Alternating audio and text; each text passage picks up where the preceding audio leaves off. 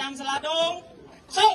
យើងមកណាសាលាដូងសូនច្បាប់ចំពោះមកតូនជាកម្ពុជាតាមប្រំបែរៀនសូត្រដើម្បីកម្ពុជាត្រូវការពួកយើងពេលប្រទេសមានសន្តិភាពយើងកាន់ជាខូចចូលសាលារៀនពេលប្រទេសមានសង្គ្រាមយើងកាន់អាវុធជន់ថាភូមិមកតតាំងរាល់ឆ្នាំដល់មកជាខាងលើភូមិប្រទេសអស់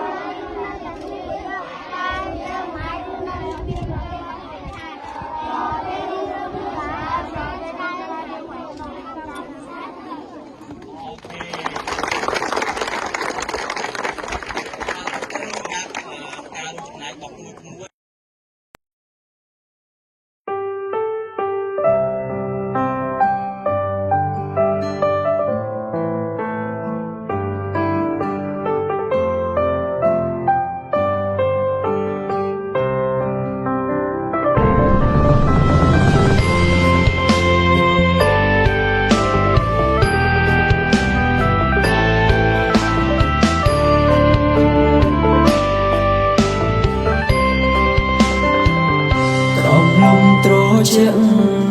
តើនាងបានដឹងទេថាទឹងដីនាងនេះណាមហាណាចាំងលោកជាធ្លាប់ពងពោ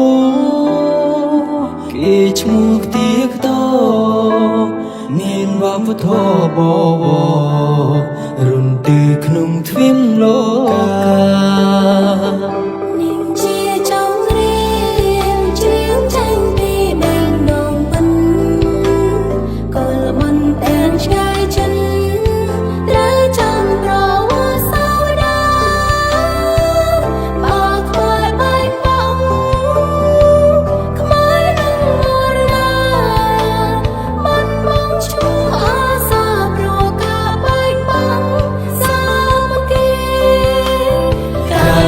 ជាកូនខ្មែរយើងមានមកដល់ទីចូលនៅក្រោមលំទុំជាខ្មែរដល់អស់ប្របីរយលៀនសាមញញឹមរយលៀនចិនអៀងក្តីដើមចិនជាថ្មីគឺខ្មែរយើងជាខ្មែរតែមួយយើងរាំងសាសន្តិភាពមានហើយគុំប្រែស្នាមញញឹមកូនខ្មែរដើមតិនជាប់ក្នុងអរ៉ា